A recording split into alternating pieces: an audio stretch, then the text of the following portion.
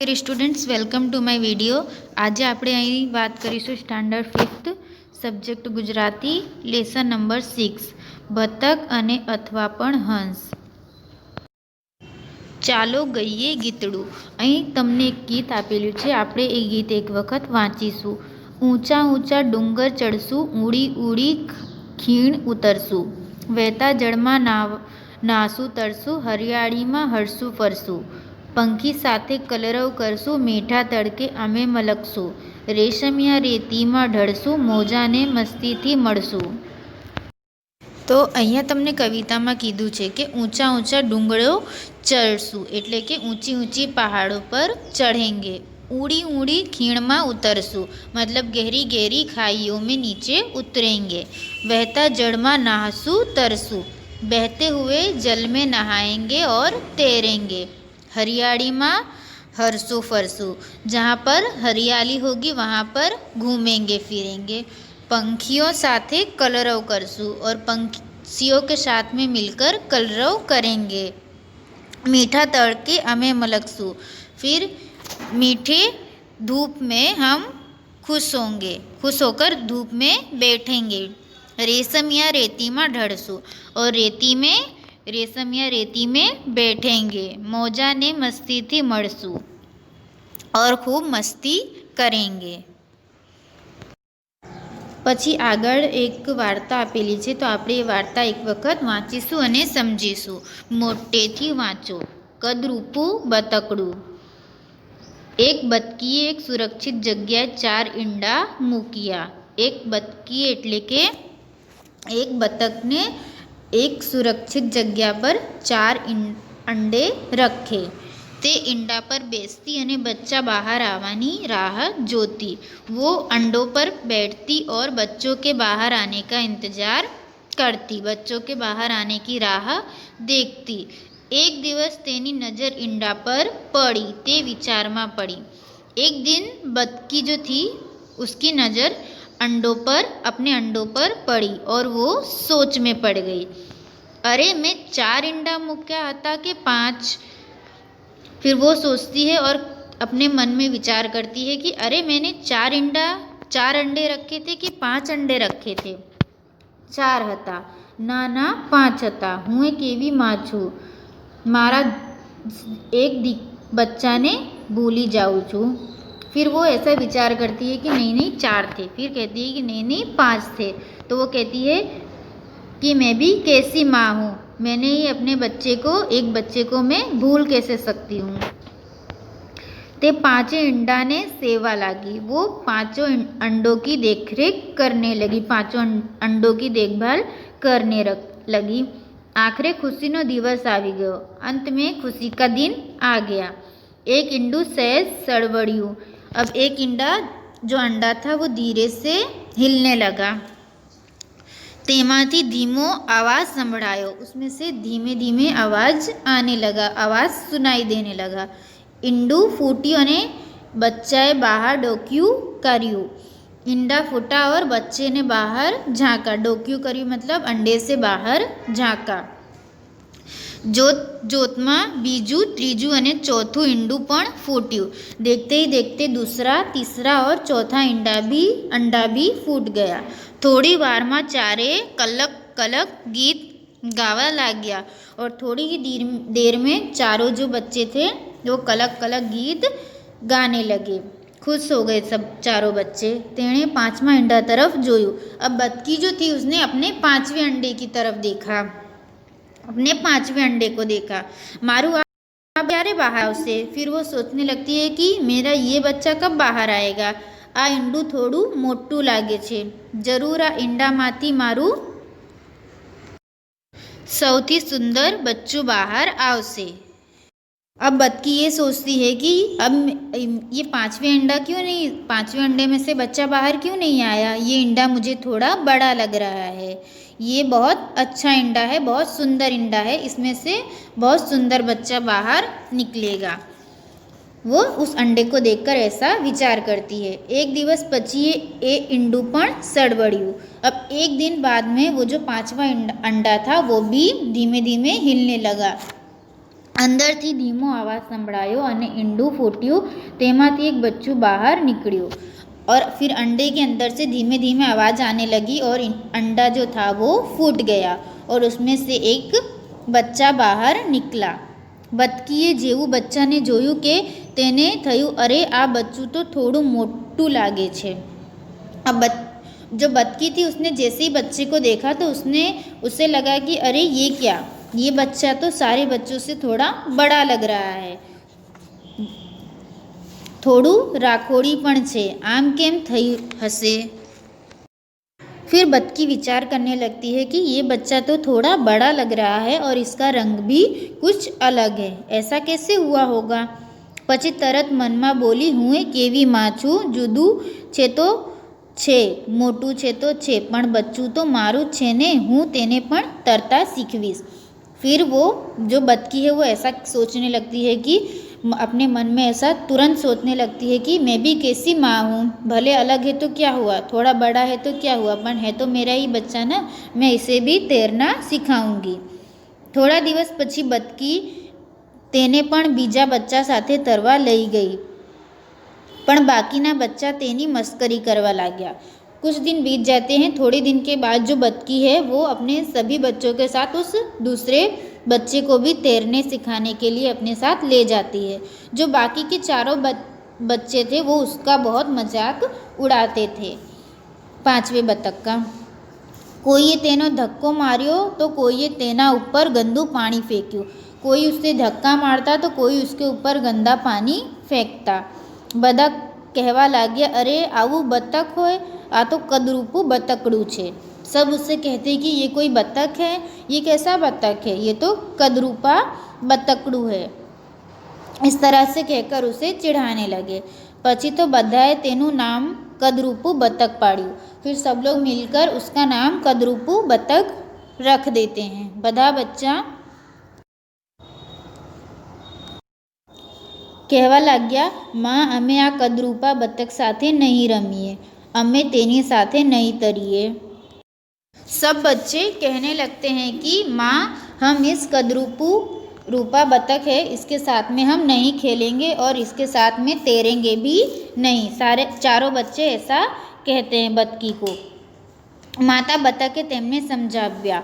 अब जो माता बतख है वो उनको समझाने लगती है, बच्चाओ तमारी जेम आ पण मारू संतान छे।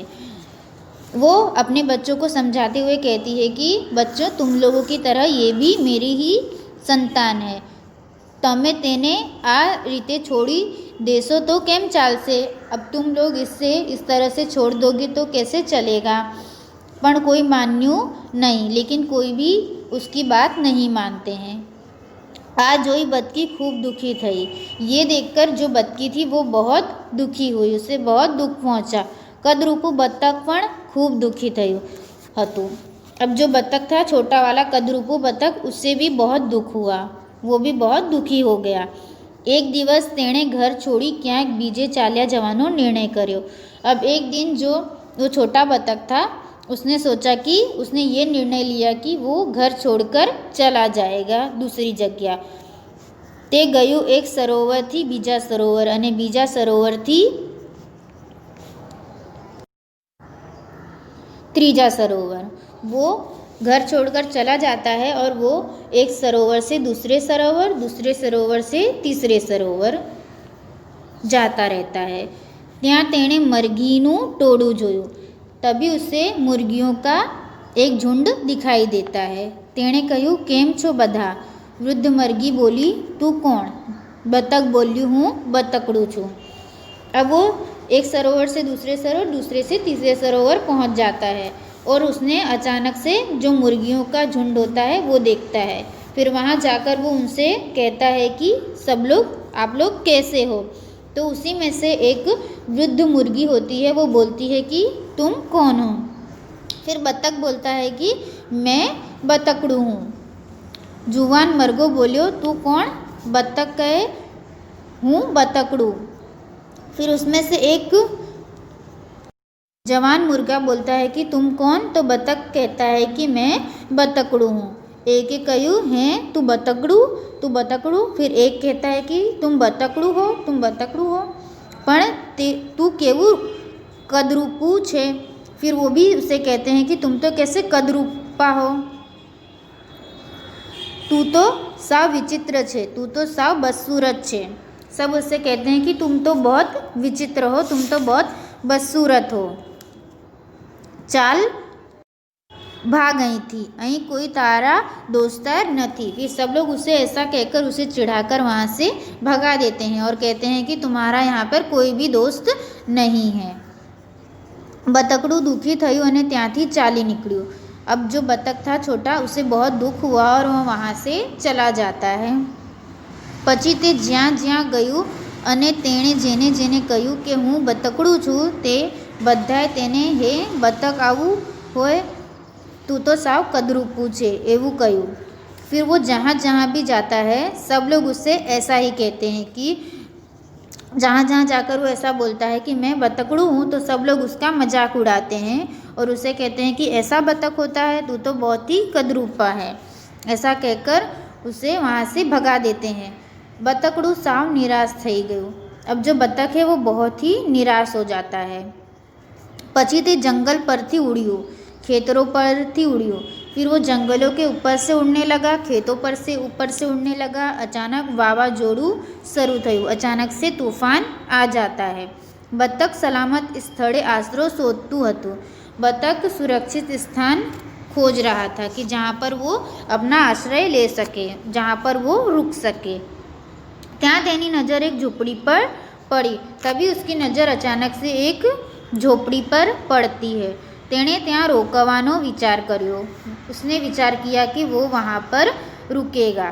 झूंपड़ीનો दरवाજો खखड़ाव्यो। उसने झोपड़ी का दरवाज़ा खटखटाया।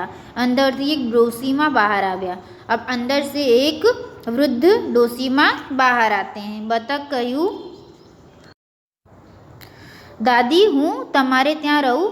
फिर बतख उनसे पूछता है कि दादी मैं आपके वहाँ रह सकता हूँ? हूँ तमने मदद करीश, मैं आपकी सहायता करूँगा, आपकी मदद करूँगा।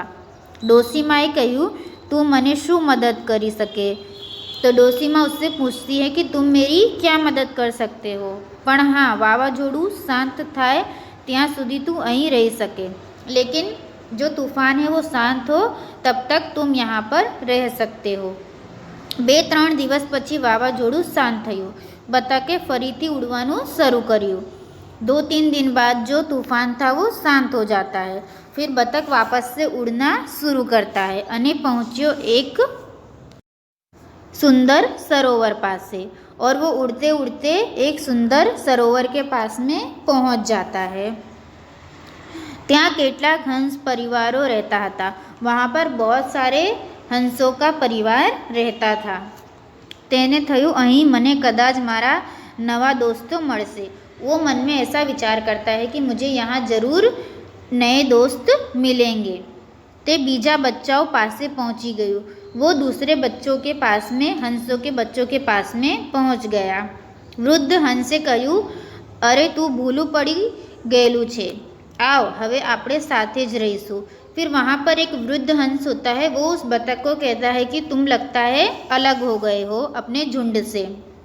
तो वो कहता है कि आओ हम अब साथ में रहेंगे, तुम हमारे साथ में रह सकते हो। ऐसा वृद्ध हंस उसको कहता है बतख को। ना ना हूँ तुम्हारी साथे नहीं रहूँ, हूँ तो बतकड़ू छूँ, एक कदरूपू बतकड़ू। कि जो छोटा बतख है वो उसको कहता है कि वृद्ध हंस को कि नहीं नहीं मैं आपके साथ नहीं रह सकता, मैं तो बतकड़ू हूँ, एक कदरूपू बतकड़ू। અહીંથી थोड़ा सरोवर दूर मारो परिवार रहे छे, यहाँ से कुछ ही सरोवर दूर पर मेरा परिवार रहता है। हूँ तमारी साथे केम रहूँ, मैं आपके साथ में क्यों रहूँ? जुवान हंसे કહ્યું, तू અહીં रहे પણ કોઈને हैरान करवाना नहीं। फिर एक जवान हंस उस बतख से कहता है कि तुम यहाँ पर रह सकते हो, लेकिन किसी को भी परेशान मत करना, बस हमारी जेम रहवानू, बस हमारे जैसे ही रहने का, जिस तरह से हम रहें उसी तरह से तुम्हें भी यहाँ पर रहना पड़ेगा। હવે આ બતક હંસોની સાથે રહેવા લાગ્યો। अब वो जो छोटा बतख है वो हंसों के साथ में रहने लगता है। થોડા સમય પછી એક દિવસ તે સરોવર કાંઠે બેસી પાંખો ફડફડાવતું હતું। कुछ समय बाद में एक दिन वो सरोवर के किनारे पर बैठा हुआ अपने पंखों को फड़फड़ा रहा था। ત્યાં એક હંસ કન્યા આવી. वहाँ पर एक सुंदर हंस कन्या आती है. તેણે કહ્યું, તું ખૂબ સુંદર છે, मारो मित्र बनीस. अब वो हंस कन्या उस बतख को कहती है कि तुम तो बहुत सुंदर हो, तुम मेरे मित्र बनोगे. बतकड़ू बोल्યું, તું મારી મજાક કરે છે, બધા મને કદરૂપું કહે છે. फिर वो बतख जो है, छोटा बतख बोलता है कि तुम मुझसे मजाक कर रही हो क्या, सब लोग तो मुझे कदरूपा कहते हैं. તેને પોતાની જાત पर शर्म આવી અને તેણે માથું નીચું કરી લીધું. उसे खुद पर शर्म आती है और वो अपना सिर नीचे झुका लेता है. हंस कन्याએ કહ્યું, તું પાણીમાં તારું પ્રતિબિંબ ધ્યાનથી જો, તને ખબર પડશે કે આપણે બંને સરખા જ છીએ. फिर वो हंस कन्या बतख को कहती है कि तुम अपना प्रतिबिंब पानी में ध्यान से देखो, तब तुम्हें पता चलेगा कि हम दोनों एक जैसे ही दिखते हैं, हम दोनों का एक समान ही हैं. તેણે નજર પાણીમાં પડી અને તેણે પોતાનું પ્રતિબિંબ ફરીથી જોયું. उसकी नज़र पानी में पड़ी और उसने अपना प्रतिबिंब पानी में देखा. તે ખરેખર ખૂબ સુંદર હતું. वो सचमुच बहुत सुंदर था, પણ તે બતક જેવું લાગતું ન હતું. लेकिन वो बतख की तरह नहीं दिख रहा था. તે તો એક રાજહંસ હતો. वो तो एक राजहंस था, एक सुंदर युवान राजहंस, एक सुंदर जवान राजहंस था. मतलब वो जो बतख था वो बतख नहीं था, वो राजहंस था, एक सुंदर राजहंस.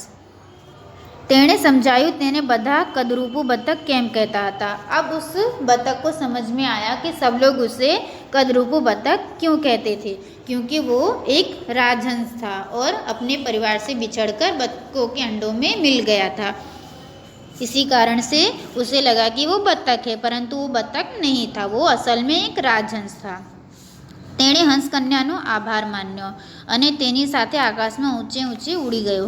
उसने हंस कन्या का आभार माना और उसके साथ आकाश में ऊंचे ऊंचे उड़ाने लगा.